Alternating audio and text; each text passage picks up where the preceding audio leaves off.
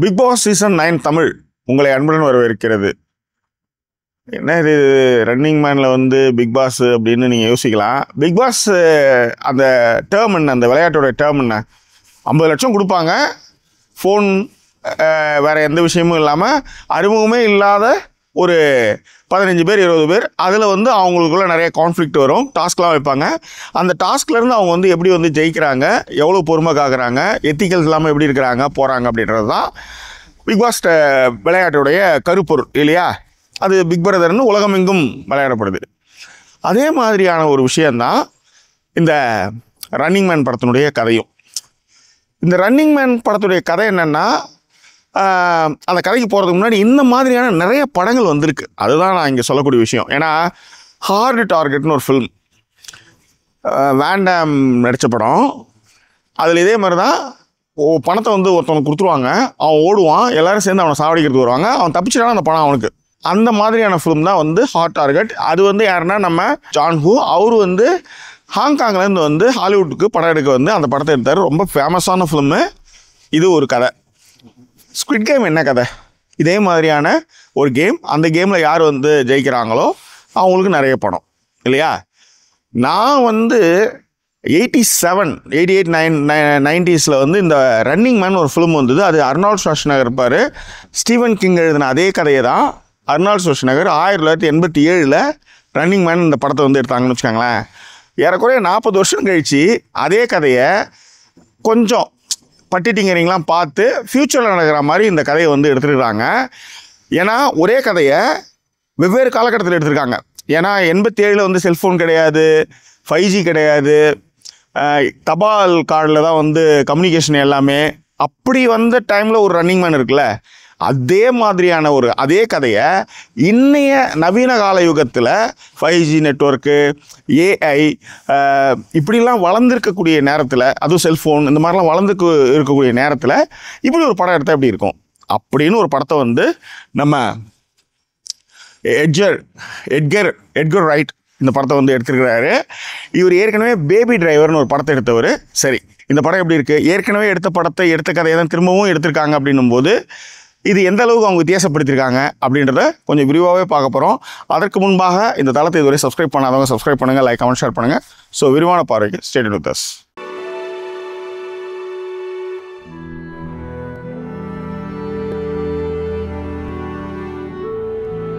ஏறக்குறைய 40 வருஷம், ஏன்னா அடுத்த வருஷம் 26, இன்னும் 2 வருஷம் கழிச்சு வந்ததுன்னா 40 வருஷம் ஆகிடும். 38 வருஷம் கழித்து ஒரே கதையை திரும்ப எடுத்திருக்காங்கன்னும் போது ஒரு பெரிய ஆர்வம் இருந்தது. இந்த ரன்னிங் மேன் திரைப்படத்துடைய கதை என்ன அப்படின்னு பார்த்தீங்கன்னா, இந்த கதை. ஏன்னா நான் சொல்ல வர்றது 5G காலம், AI ஃபோன்லாம் இல்லாத காலம், தபால் கார்டு காலம். அப்போது வந்து ரன்னிங் மேனு, இப்போ ஒரு ரன்னிங் மேன் இருக்குல்ல. இந்த ரன்னிங் மேன் என்ன கதை அப்படின்னு பார்த்தீங்கன்னா, ஃப்யூச்சரில் இருக்குது. அது காலகட்டம்லாம் சொல்லலை. ஏழை பணக்காரன், ஏழைகள் இருக்கக்கூடிய இடத்துல ஹீரோ இருக்கான். அவனுக்கு வந்து என்னென்னா ஒய்ஃபும் ஒரு குழந்தையும் இருக்குது. ஆனால் என்னென்னா கஷ்டஜீவனம், பணம் கண்டிப்பாக அவனுக்கு தேவை. ஸோ அப்படி இருக்கும்பொழுது அவன் வந்து ஒரு ஆஃபர், அதாவது ஒரு கேம் வந்து அந்த ஊரில் நடக்குது, அந்த நகரத்தில் நடக்குது, ஏன் நியூயார்க்லேயே நடக்குது. அது அந்த கேமில் என்னென்னா 30 நாள் நீங்கள் வந்து ஓடணும், உங்களை திருத்துவாங்க. நீங்கள் ஒரு நாள் நீங்கள் கடக்கும் போதும் உங்களுக்கு வந்து ப்ரைஸ் மணி ஏறிக்கிட்டே இருக்கும். கடைசியாக வந்து உங்களுக்கு வந்து $10 மில்லியன் கிட்ட வந்து உங்களுக்கு கிடைக்கும். ஓகே, ஸோ இந்த ஒரு நாள் வந்து உயிரை பணையை வச்சு ஓடிட்டு இருக்கணும். மாட்டிட்டீங்கன்னா செத்துங்க. இதுக்கு நீங்கள் சைன் பண்ணிட்டு தான் அது உள்ளரே வரணும். இதில் என்ன காமெடினா, நீங்கள் போய் ஏதாவது ஒரு இடத்துல மரவாக போயெல்லாம் இருக்க முடியாது. ஒவ்வொரு நாளும் நீங்கள் முடியும் பொழுது ஒரு வீடியோ பதிவை நீங்கள் அவங்களுக்கு அனுப்பணும். அப்போ தான் நீங்கள் உயிரோடு இருக்கன்னு அர்த்தம். ஸோ இதை வச்சு அவங்க உங்களை தேடி வந்து கொண்டாங்கன்னா முடிஞ்சது கதை. ஆனால் நீங்கள் ஜெயிச்சிங்கன்னா லம்பான பணம். இந்த டேர்முக்கு வந்து ஒத்துக்கிட்டு ஹீரோ ஓடுறான், அவன் ஜெயிச்சானா இல்லையா அப்படின்னு தான் இந்த திரைப்படத்துடைய கதை. நண்பர்களே, உண்மையிலே நான் இந்த படம் பார்த்துருக்கேன், அர்னால்ட் ஷ்வார்ஸ்நெகர் படம். ஏன்னா அப்போ வந்து டோட்டல் ரீகால், கமாண்டோ இந்த ஃபிலிம்லாம் அப்போ வந்து பெரிய ஃபேமஸ். அப்போ வந்து ட்ரூ லைஸ், முக்கியமாக ஜேம்ஸ் கேமரனுடைய ட்ரூ லைஸ், பாலாஜியில் வந்து ட்ரூ லைஸ் பேனர் வரைஞ்சி, ராஜ் ஆர்ட்ஸ்னு நினைக்கிறேன், அவர் வரைஞ்ச பேனர் வந்து இன்னமும் ஞாபகம் 3 ஸ்டைலில் வந்து அர்னால்டு ஷ்வார்ஸ்நெகர். அப்போ வந்து ஹீரோ வந்து அர்னால்ட் ஷ்வார்ஸ்நெகர் தான். அவருடைய ரன்னிங் மேன் வந்து 87. ஸோ இந்த காலகட்டத்தில் இந்த படம் வந்து உண்மையிலே வந்து ஒரு பரபரப்பான ஸ்டீவன் கிங்கோடைய நாவலை தான் திரைப்படமாக எடுத்திருக்காங்க. படத்தோட இயக்குனர் Edgar right and Michael Bekal 2 பேரும் சேர்ந்து தான் இதுக்கான திரைக்கதை எழுதியிருக்காங்க. இந்த திரைக்கதையில் என்ன ஒரு பெரிய ப்ளஸ் பாயிண்ட்னா 10வது நிமிஷம் நீங்கள் வந்து ஹீரோ பக்கம் வந்துடுவீங்க. அவன் வந்து உயிரோடு இருக்கணுமேன்ற அளவுக்கு நீங்கள் வந்து மனசெல்லாம் பாடுபட ஆரம்பிச்சிடும், பயப்பட ஆரம்பிச்சிடும். அதில் இருக்கிற ட்விஸ்ட் அண்ட் டர்ன்ஸ் வந்து அவ்வளோ சூப்பராக இருந்தது, ஃபண்டாஸ்டிக்காக பண்ணியிருந்தாங்க, வேற லெவல். 1987 கம்ப்யூட்டர் அறிமுகம். அதுக்கப்புறம் கொஞ்சம் அவங்க அந்த டைமில் வந்து அட்வான்ஸாக இருந்தால் கூட கம்ப்யூட்டர் கிராஃபிக்ஸ் லெவல் தான். ஆனால் இன்றைக்கி விஷுவல் எஃபெக்ட்ஸ்லாம் வந்து வேறு லெவலில் வந்திருக்கு. முழு படத்தையுமே வந்து விஷுவல் எஃபெக்ட்ஸ்லேயே வந்து பண்ணுற அளவுக்குலாம் வந்து டெக்னாலஜி ரொம்ப அதிகமாக வந்திருக்கு. அப்படி இருக்கும் பொழுது இந்த படம் எப்படி இருக்குன்ற ஒரு ஆர்வம் உங்களுக்கு இருக்கும் இல்லையா? டெக்னிக்கலாக படம் வந்து ரொம்ப ரொம்ப ஸ்ட்ராங்காகவே பண்ணியிருந்தாங்க. உண்மையிலே வந்து ஒரு பரபரப்புக்கு பஞ்சமில்லாத விஷயத்துக்கு உறுதுணையாக இருக்கிறது சினிமோட்டோகிராஃபி, எடிட்டிங் அண்டு விஷுவல் எஃபெக்ட்ஸ்லாம் வந்து ஃபேண்டாஸ்டிக்காக இருக்குது. மியூசிக்கும் அவ்வளோ சூப்பராக இருந்தது. அதே நேரத்தில் ஹீரோவுக்கான எமோஷன்ஸ் படத்தில் வந்து இப்போ என்ன தான் ஆக்ஷன் சீக்வன்ஸ்லாம் இருந்தாலும் கூட எமோஷன்ஸ் இருக்கும்ல. அதுக்கு வந்து ஒரு உடம்பு சரியில்லாத ஒரு குழந்தைக்கான ஒரு ஃபேமிலி எப்படி வந்து உண்மையை வந்து பொய்யா வந்து மீடியா உலகத்தில் வந்து மாற்றுறாங்க, இந்த கேமை வச்சு வில்லன் என்ன விஷயங்கள்லாம் பண்ணுறான், உண்மைக்கு நெருக்கமாகவே இருக்க முடியாத அளவுக்கு தான் இங்கே இருக்குது. கார்ப்பரேட்டினுடைய புத்தியை காமிக்கிறது, இன்னும் ஏகப்பட்ட விஷயத்தை வந்து இந்த படத்தில் போட்டு பொழந்திருக்காங்க. அந்த வகையில் வந்து ஃபண்டாஸ்டிக் ரைட். ஒரே ஒரு விஷயம் என்னென்னா, நான் யோசிக்கிறது நான் சொல்கிறது வந்து 1987 கமாண்டோ வந்து ரத்னா தேட்டர் தான், ரன்னிங் மேனு ரத்னா தேட்டர் தான், ட்ரூ லைஸ் வந்து பாண்டி பச்சேரி பாலாஜி. ஸோ பாண்டி ரத்னாவில் ரன்னிங் மேன், கமாண்டோ இந்த படங்கள்லாம் நான் அங்கே பார்த்துருக்கேன். டோட்டல் ரீகால் இந்த படம்லாம் நான் பார்த்துட்ருக்கேன்.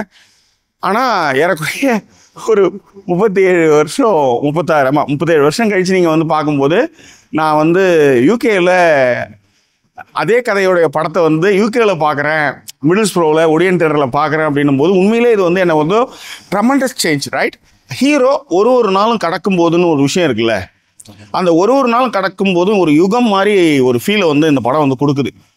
குன்றேறி யானை போர் பார்ப்பதுன்றது எல்லாருக்குமே பிடிச்ச விஷயம். இப்போ கிளாடியேட்டர்லாம் நம்ம எப்படி பார்க்குறோம், எவனாவது அடிச்சுக்குவானுங்க, நாம் வந்து எட்டிருந்து பார்ப்போம்ல. இதே மாதிரியான விஷயங்கள் தான் வந்து காலங்காலமாக நடக்கிறது. அதனுடைய நவீன வெர்ஷன் தான் பிக் பாஸ் மாதிரியான ப்ரோக்ராம் எல்லாமே, ஓகேவா? ஸோ இது வந்து இதுக்கான வேல்யூ, இதற்கான மக்களுடைய செல்வாக்கு, மக்கள் அதுக்கான கன்சூமிங் இதெல்லாம் வச்சு தான் இந்த மாதிரியான கேம் வந்து நடந்துகிட்டு இருக்குன்னு வச்சுக்கோங்களேன். ஸோ அந்த வகையில் இந்த படம் வந்து ஹீரோ வந்து ரியாலிட்டி, எத்திக்ஸையும் ஹியூமன் வேல்யூவும் பேசுகிறது தான் இந்த படத்தோட பெரிய ப்ளஸ் பாயிண்ட்டாக பார்க்குறேன். So excellent and tremendous work, fantastic film, don't miss it. Theatre எக்ஸ்பீரியன்ஸில் பார்த்து என்ஜாய் பண்ணுற ஒரு ஃபிலிம் அது. இந்த படம் வந்து லண்டனில் வந்து 5ஆம் தேதி இந்த படம் வந்து ரிலீஸ் ஆச்சு. ஆக்சுவலி யூஎஸ்லேயே வந்து 14ஆம் தேதி தான் ரிலீஸ் ஆகுது. ஆல் ஓவர் யூகே வந்து 12th, அதாவது இன்றைக்கி ரிலீஸ் ஆகிருக்கு. இந்தியாவில் வந்து ஒரு வாரம் கழிச்சு தான் ரிலீஸ் ஆகுது. ஸோ இந்தியாவில் அதுவும் சென்னையில் இருக்கக்கூடிய ஜாக்கி சினிமாஸ் ரசிகர்கள் வந்து இந்த படத்தை வந்து மிஸ் பண்ணாமல் பாருங்கள். தியேட்டர் எக்ஸ்பீரியன்ஸ் சொல்லுவாங்கள்ல, அதற்கான ஒரு ஃபிலிம் இது, டோன்ட் மிஸ் இட்.